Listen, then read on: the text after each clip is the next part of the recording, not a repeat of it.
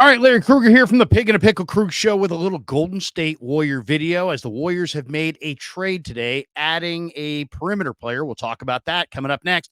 But first, we're brought to you by Pig and a Pickle, the best barbecue in all of Northern California. Check them out in Emeryville and Corte Madera. They're open 7 days a week from 11 a.m. till 8 p.m. or until they run out.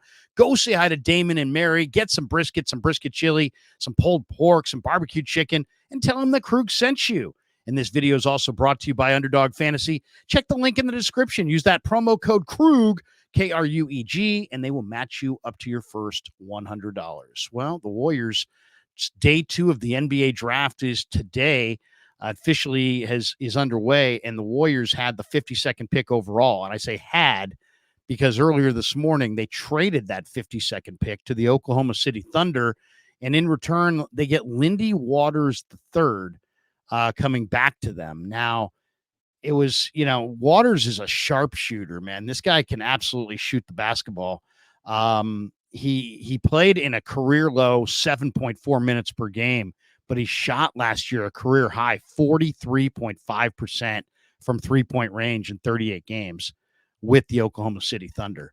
So this guy can shoot the basketball. I mean, he can really shoot the basketball. He's a three-point sniper. And according to all reports, the Warriors plan to keep Lindy Waters III past his Saturday guarantee date, according to sources. Anthony Slater had this one. So he's due to make $2.2 million next year, and the Warriors like him as a deep rotation option. The guy's got an unbelievable three-point shot with range, and he's got pretty decent athleticism. And interesting signing or interesting trade. So I was kind of hoping the Warriors would draft Babacar Sane or, one of these athletes or projectable players. They love guys who can shoot the basketball, and Lindy Waters III can really shoot the basketball. So, to get a guy like Waters here was probably a pretty decent value for Golden State. To get a guy that can, play off the bench, play a little 2, play a little 3, and shoot the basketball. That's a great, that is exactly in some ways what you're looking for. You're looking for guys off the bench that can score and make an impact, guys who have a discernible skill. Maybe they're a great rebounder. Maybe they're a great shot blocker. In this case, this guy's a sniper. This guy can absolutely shoot the rock from deep, and he looks pretty athletic. I was watching some highlights of him this morning. He looks pretty athletic. So, it sounds like Klay Thompson's leaving. There have been a lot of rumors about a potential breakup between the Warriors and Klay Thompson. The Warriors are saying all the right things. They want to keep Thompson.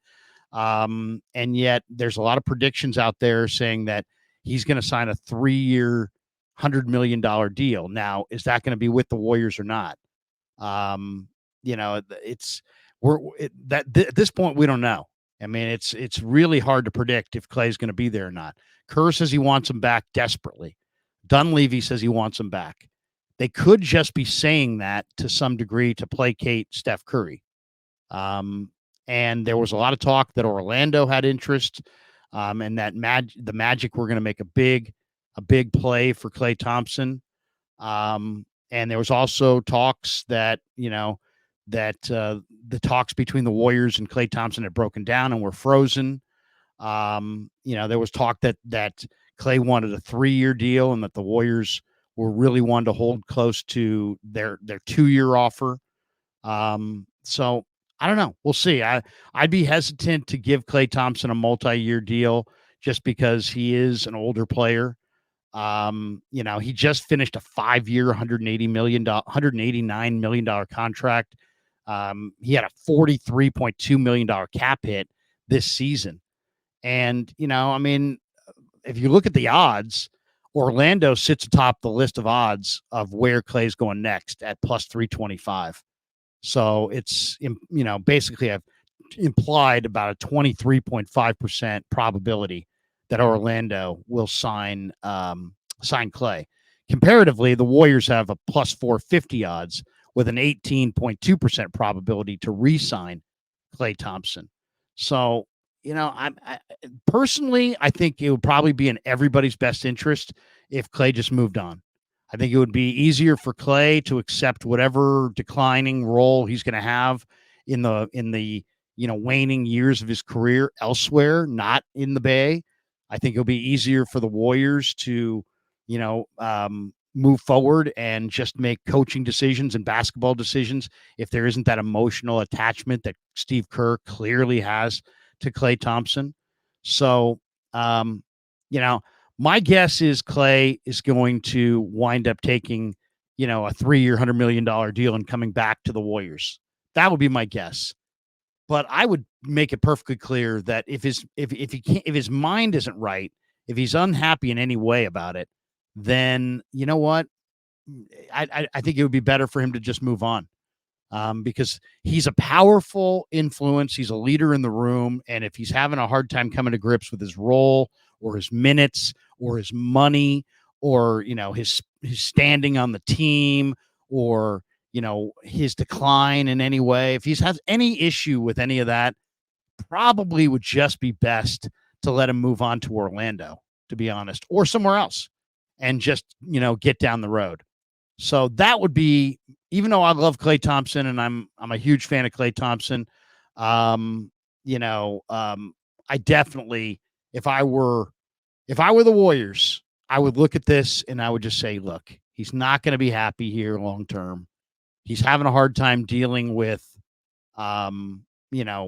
what's his mortality as an NBA player, and it might just be best for him to move on now. So today is the second round of the NBA draft. And then after that, teams will invite players to play on their summer league team. Babacar Sane would be an unbelievable get for the Warriors on their summer league team because he's just a freakish athlete, 6'7", 240, a 7'2" wingspan, runs the floor, incredibly athletic, came out of the USA Africa program and is really the first major success story of the USA Africa program. And this kid's raw, really raw, but the talent and the athleticism are just off the charts. So he'd be a guy that I definitely would try to get. Jamal Shed, the point guard, is another guy, total winner. And I would love to see him on the Warriors as a backup point guard. Maybe they could invite him to their summer league team. The other guy that I think I would definitely want to give a call to if he doesn't get drafted in the second round is Harrison Ingram, the former Stanford player who finished up at North Carolina. And a lot of people compare him to Harrison Barnes. I don't know if I would compare him to Harrison Barnes. I think Harrison Barnes will definitely a bit better athlete. But you're talking about Harrison Ingram as a 3-and-D wing, and he can shoot the basketball. He was supposed to be a star at Stanford, never really materialized. Then he went to North Carolina, and he was a role player there. And I think he would be a nice role player for the Warriors. Smart player, high basketball IQ. Harrison Ingram would be a nice get for Golden State. But the story in Warriorland is Lindy Waters III has been acquired for the 52nd pick overall in round 2 of day 2 of the NBA draft.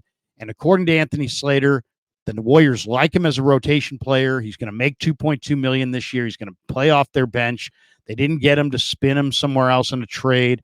They like his deep shooting ability. And we'll see. We'll see what he looks like this fall. I'm eager to see Lindy Waters III. Just watching highlights, you can tell the guy can flat out shoot the basketball.